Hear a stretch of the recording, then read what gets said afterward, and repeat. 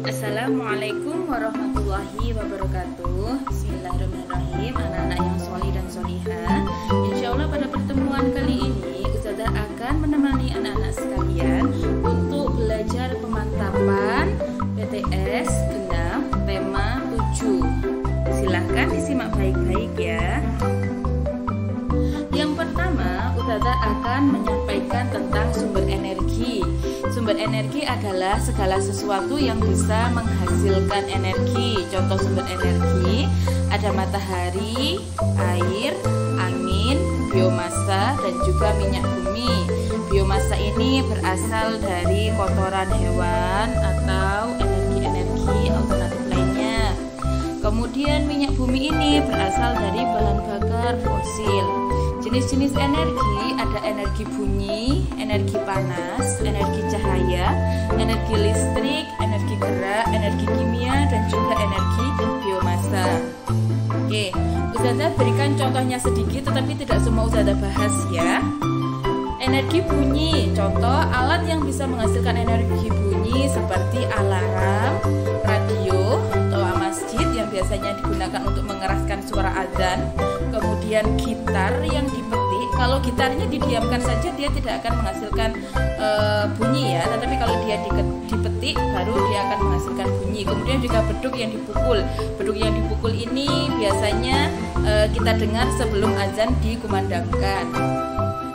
Yang kedua ada energi panas. Alat yang bisa menghasilkan energi panas ini sering kita jumpai di dapur kita, seperti solder. Solder ini biasanya kita temui ketika ayah atau kakak laki-laki kita memperbaiki alat-alat elektronik. Ada setrika, biasanya digunakan untuk bunda melicinkan pakaian, microwave untuk menghangatkan makanan, dan juga rice cooker untuk memasak nasi. Semua benda-benda ini menghasilkan energi panas. Jadi hati-hati kalau anak-anak sekalian ingin menggunakan benda tersebut di rumah. Bisa jadi nanti kalau tidak hati-hati tangannya akan terluka karena terkena panas. Selanjutnya energi cahaya. Benda yang bisa menghasilkan energi cahaya ada matahari. Matahari merupakan sumber cahaya terbesar di bumi.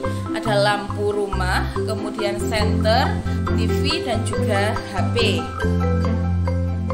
Perubahan energi pada alat elektronik, Ustazah berikan contoh sedikit, nanti bisa kalian pelajari di rumah sendiri.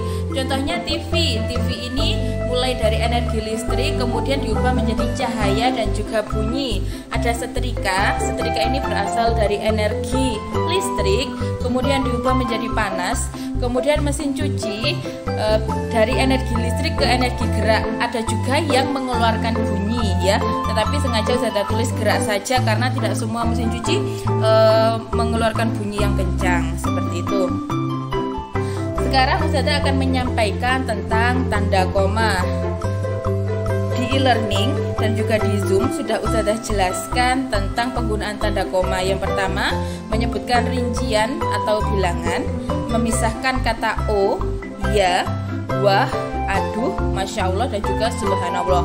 Memisahkan induk kalimat dan anak kalimat, serta yang keempat, memisahkan kata yang didahului tetapi atau melainkan, seperti itu. Nanti contoh-contohnya bisa anak-anak sekalian buka lagi di e-learning yang sudah Ustazah share ya. Penggunaan kata hubung dan. Yang pertama, menyatakan gabungan dua kata sifat yang tidak bertentangan. Yang kedua, menyatakan gabungan dua buah kata kerja. Yang ketiga, menyatakan gabungan dua kata benda.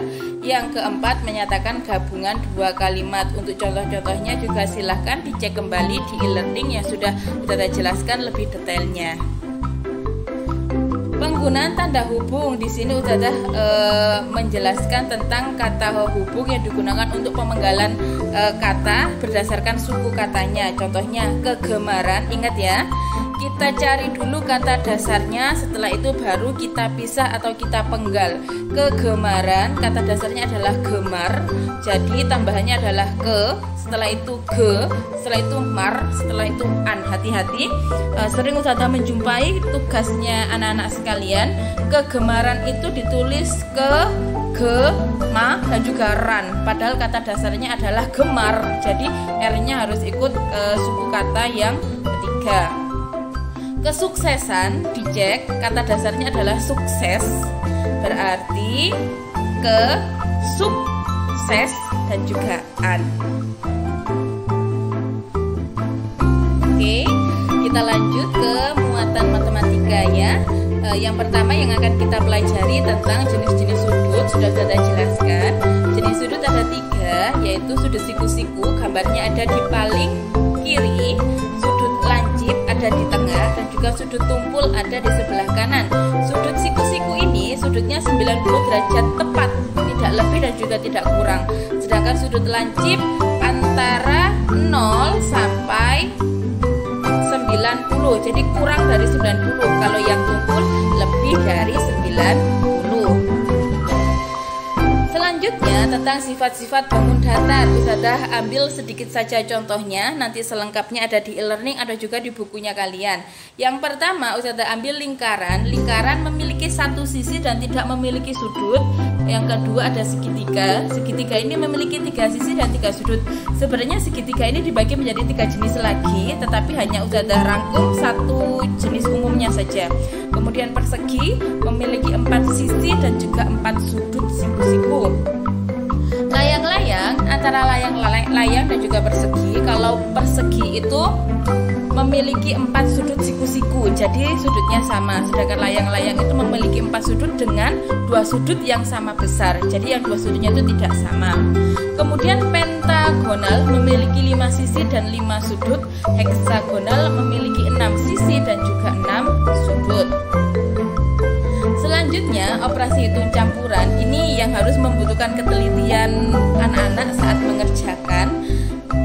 Pada operasi hitung itu ada 4 tanda. Yang pertama penjumlahan, pengurangan, perkalian, dan juga pembagian. Nah, tanda yang kuat adalah perkalian dan juga pembagian. Jadi kalau dalam satu kalimat matematika ada penjumlahan dan juga perkalian, maka yang harus didahulukan adalah perkalian, kecuali bilangan tersebut dikurung. Yang dikurung itu harus dikerjakan terlebih dahulu meskipun ada perkalian di sebelahnya. Contohnya 25 ditambah 6 dikali 3. Perhatikan, karena tidak ada tanda kurungnya, maka kita harus mengerjakan perkalian terlebih dahulu karena perkalian lebih kuat daripada penjumlahan. Kita harus mengerjakan 6 dikali 3 dulu. Setelah itu hasil perkalian 6 kali 3 tadi dijumlahkan dengan 25. Itu adalah hasil yang tepat. Sedangkan contoh yang kedua, 11 dikurangi 3 dikali 9. Yang harus kita kerjakan lebih dahulu adalah 11 dikurangi 3. Kenapa? Karena 11 dikurangi 3 itu diberikan tanda kurung, jadi harus diutamakan. Setelah itu hasilnya akan hasil pengurangan dari 11 dikurangi 3 tadi dikali 9. Itu adalah hasil yang tepat.